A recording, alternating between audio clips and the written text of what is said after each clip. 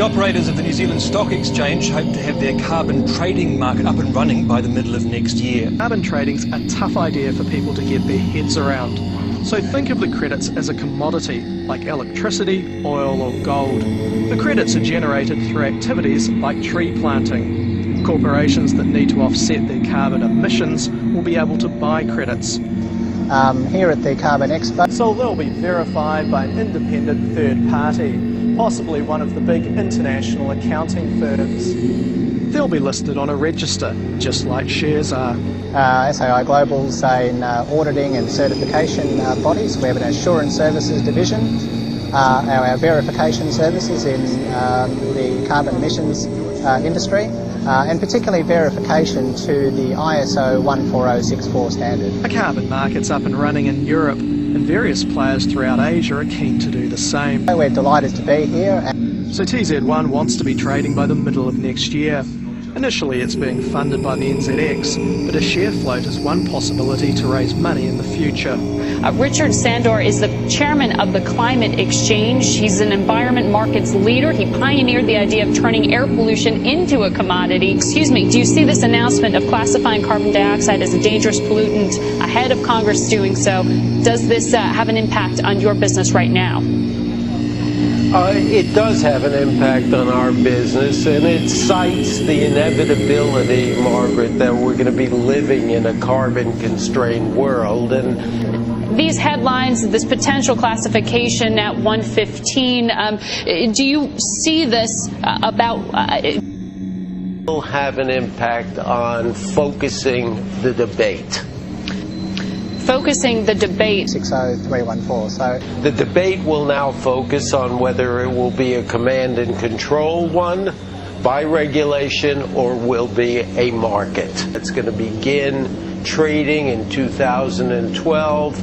So we see our business flourishing under either case, but I do think inevitably we have to see a federal program. Mm-hmm. We were just showing a chart there of the Chicago Climate Futures Exchange. I mean, you're a pioneer here in We have a regulated exchange. We've lived with the Commodity Futures Trading Commission. a national number of 1303.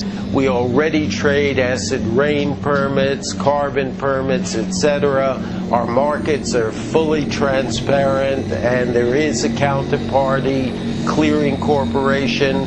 There is no credit risk, and as a matter of fact, we had as members companies like Lehman and Bear Stearns, etc. So I think our business is going to be good. Thank you.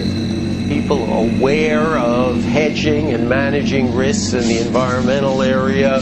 The RGGI program has exploded. Firms that are preparing right now for a carbon-constrained world. I think the world is favoring the transparent world, and the world is favoring a credit riskless environment with central clearing. Respect to transparency and respective capabilities. Well, I think the spillover effect that move concomitantly towards it. So I think it's a parallel path. Carbon in Europe is now bigger than soybeans. On our European sister exchange, the European Climate Exchange, we've got 850,000 open interests. All right, thank you so much, Richard Sandor, Climate Change Chairman, Exchange Chairman. For the viewers, just to put it in perspective. Do you think we'll see further regulation of derivatives before we see cap and trade? Natural gas flares in Africa, so big they can be seen from space. This is one of the largest collections of gas flares anywhere in the world.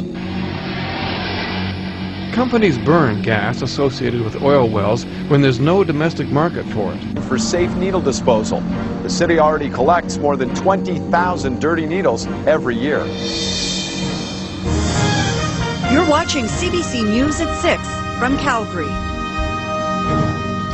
Alberta gets a lot of grief for being the country's biggest producer of greenhouse gases, but the energy industry doesn't get much credit for trying to reduce emissions.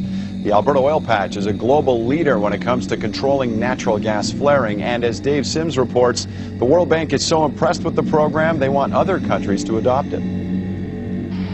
Tons of carbon. That's equivalent to 1.5 million vehicles off the roads in Alberta for an entire year. And that is attracting world interest. There are some places in the world where oil is produced and virtually no associated gas is flared or vented. Featured in this documentary, broadcast on the BBC. Alberta faced this a century ago. The poet Rudyard Kipling described Medicine Hat with its gas reserves as the town with all hell for a basement. In the 30s, the province started to regulate flaring. It now has a voluntary system where companies, landowners, and environmentalists collaborate. 96% of all gas is conserved. Underlying reality is Copenhagen's good.